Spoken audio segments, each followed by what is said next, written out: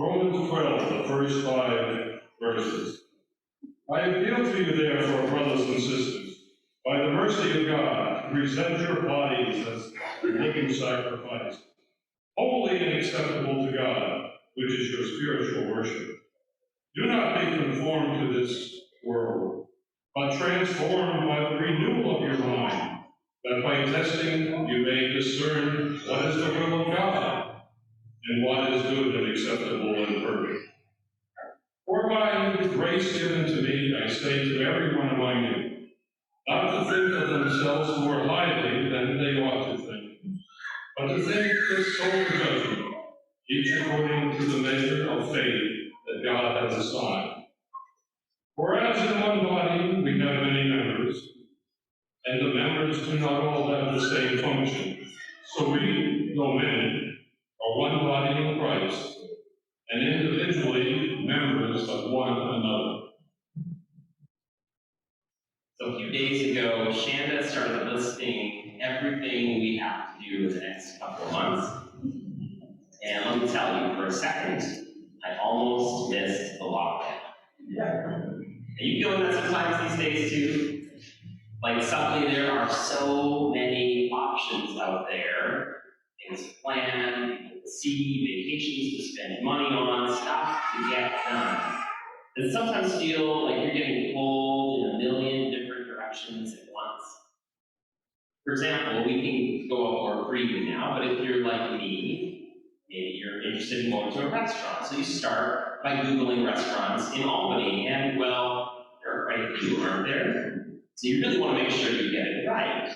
And so if you're like me, you suddenly look up at the clock and realize that dinner hour is over, and you still have only boiled it down to 3 or 4 what you think might be the best options then. Or you go to the store to buy toilet paper. And, well, we can do that right now, right? The shelves are full again, which is great and all, but does anybody have all the dilemmas that I have in that particular aisle? I mean, this one is recycled, but that one's not. So this one must be better for the earth. But oh wait, there's that one up there that says it has 3 times as much on each roll. So is that 3 times more than the recycled one, or 3 times more than that one up there that says it has 2.5 times more than the other one? And then there's the 24 packs and the 12 packs, and the 24 packs should be cheaper, but maybe they're not. So while you're getting your calculator out, you then notice that there's a whole other one that says it has 4 times as many on each roll. But what is that compared to? And before you know it, you're actually missing the days when you just ran to the toilet paper aisle to see if anything was there, and you thought you'd hit the jackpot if you found just a 3-roll pack of 1-ply toilet paper that had half the amount on each roll. Okay, so maybe that one's just me. But I think that most of us, as the world opens up, are fully remembering what our world is actually like, right? It's calling out to us with so many options, jam-packed with decisions, calling out, pick me, and can you hear me now, and think different, and taste the feeling, and bet you can't eat just one, and have it your way, and just do it.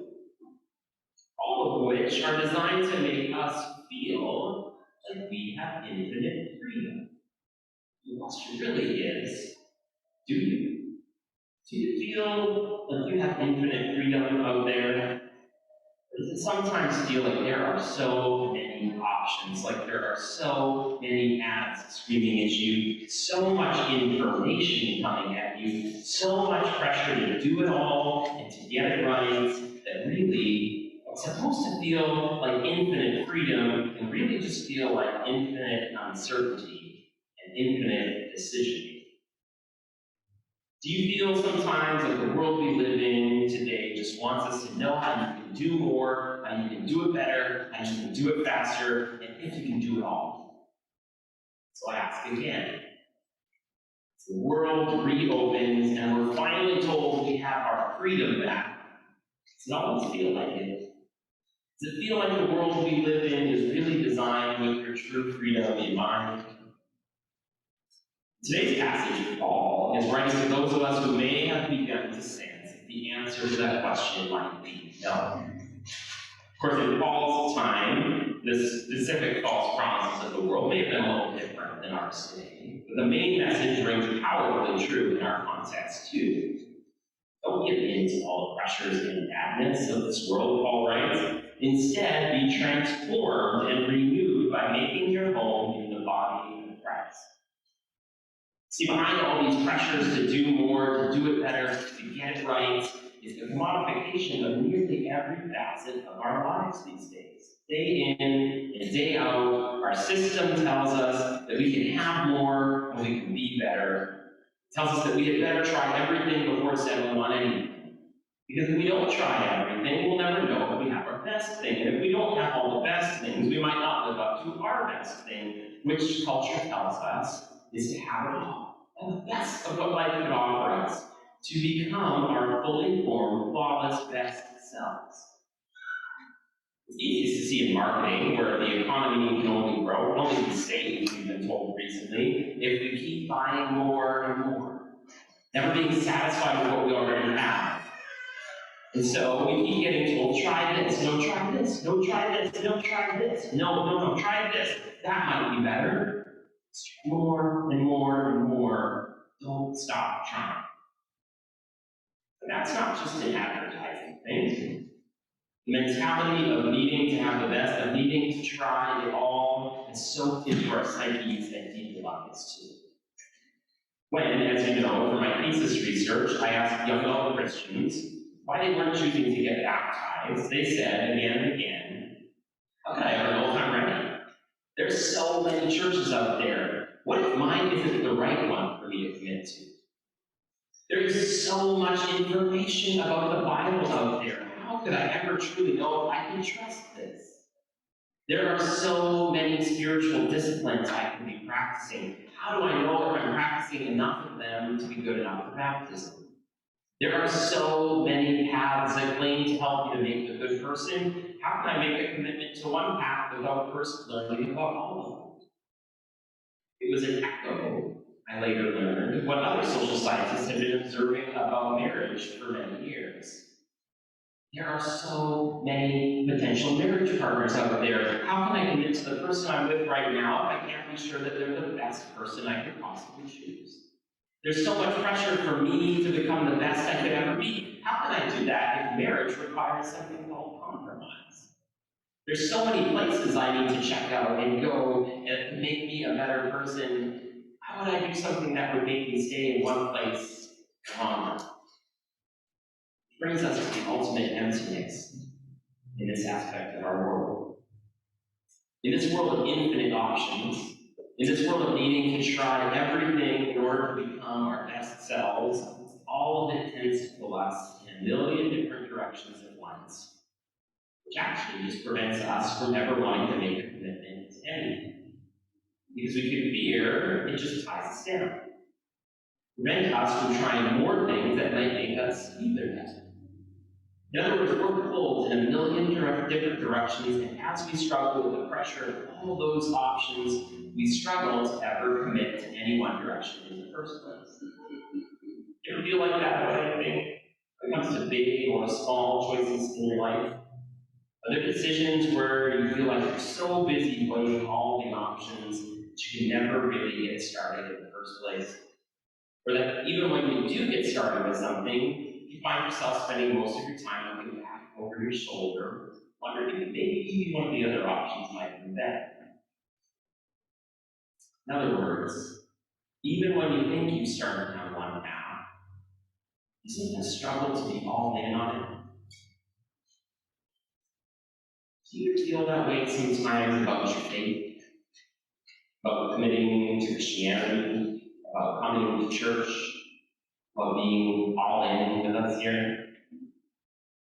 You do.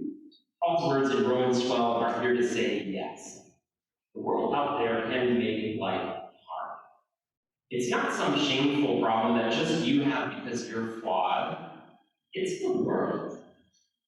And the world, for all its goodness, is also full of addictive but empty advertising. So it's not just you.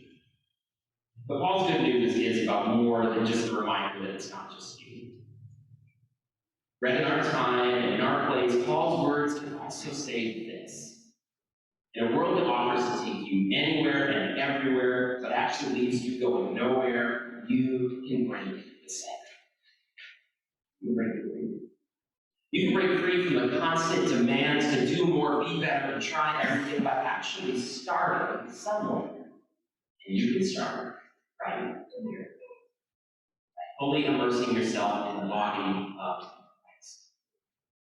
Friends, in the midst of this world's pressure to be constantly searching, Paul assures us that Jesus offers us an actual starting point, the starting point of his body, the church. And where the world says, "Are you good enough?" Paul reminds us that the church is the place where Jesus teaches us to say, "Come, receive grace." And where the world says, "Have you become your best self yet?" Paul reminds us that the church is where Jesus teaches us to say, "You can't do it all. But you share your biggest gifts here, and I'll try to share mine, and we may not ever have it all, but guess what? There's a whole lot to do together."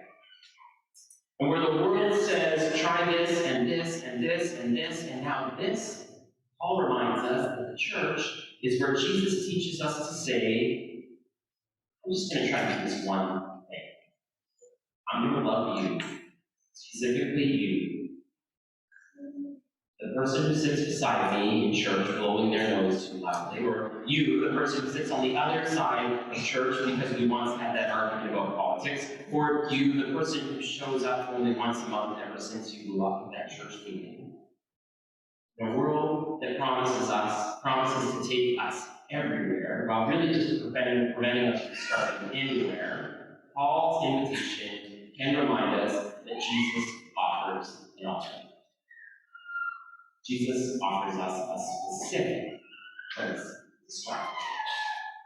Author Tish Harrison Warren puts it this way: Jesus came to reconcile all of creation, but Jesus did so by becoming a singular baby in a tangible body in a particular time and place. Which means, she continues, that even though we want to love people universally, we have to start by loving the particular people that we love. Even though we want to love the whole world, that only happens by loving a particular part of it, a specific creek or hill or city or block. So, even in our love for the whole church, if we have it gets worked out on the hard pews of our particular local congregation. In other words, no matter how many different options we have for where we could go, we'll never get anywhere unless we actually start in a specific place with specific people. And Paul's words in Romans 12 ask, why not start here? Why not start by making or deepening your commitment to a community that is explicitly called to offer grace where the world offers judgment, community where the world offers loneliness, and specific commitment where the world offers constant indecisiveness? Of course, for anything like me, you're probably still wondering, what's the truth? Is there data here that you can use to show me that this is the best place to start? There are Yelp reviews somewhere, maybe we're on Yelp somewhere, I don't know. But guess what? I cannot provide you with the data or the proof to back that up. But what I can do is tell you about what I've experienced. When I think about what I've experienced as a part of a body of Christ, I think about one of the most intimate faith communities I've ever been a part of, which is when I was a part of the staff and faculty at a Mennonite high school in a very small town in Manitoba. When I think of that community, I think of my beautiful friend and colleague, Tim, whose social anxieties were so big that he never helped out with a single extracurricular. His anxieties, in fact, were so big that he would teach a class, go home, and not show up back in the building until his next class started, never helping any of the rest of us with any of the other jobs outside the classroom. Okay. You usually knew when Tim had been using the photocopier because all too often it was completely jammed, and he got stressed about it and just gone home. And so then, while you're rushing between classes to get your photocopying done, you have to clean up Tim's jammed mess while he's at home. If you only knew Tim on paper, You might never choose to have him as part of your school community. If you knew Tim as part of the body of Christ, like I did, you would also know that Tim, day in and day out, reminded us what Jesus was like and how Jesus felt about us in a way that no one else I'd ever known ever had. Tim did it by being totally, unapologetically quirky. Once, for instance, when Tim showed up day after day with various fashion faux pas, his pants tucked into his socks, once a polo shirt worn inside out with the collar facing the wrong direction and everything, sometimes his pants unzipped. I, thinking I was doing him a favor, I mean, he was going out to teach your kind of teenagers for goodness sake, would let him know each morning. So Tim finally said, "Peter, you can stop telling me about these things. I have a reputation to uphold." Because indeed he did. Because you see, Tim was brilliant. Deep, rooted, abiding, Christ-centered teaching spilled out of him in each moment of his lessons. And in the poems, he was constantly writing at home about what he just experienced that day at school. It spilled out of him in the deeply sensitive but impeccable feedback he gave on every essay he ever graded. And it's spilled out of Tim in teaching practices so off the wall and creative that you would have to see them to ever believe they weren't. Like adding a bonus question to a test that asked, "What's your mom's favorite color?" And then probably giving 100% to anybody who he deemed as having gotten that question correct on the whole test, 100%. Don't ask me how he knew who was right. Just did. It was a combination of both Tim's quirkiness and Tim's brilliance that showed us Jesus. We learned about Jesus in Tim's wise lessons, pitch-perfect aphorisms, and playful poems, and we experienced Jesus' acceptance of our own quirks in watching the way Tim was so unapologetic about kids. Tim's message to all of us was that if he could be himself and still be so much like Jesus, we could all totally be ourselves and totally belong in the body of Christ too.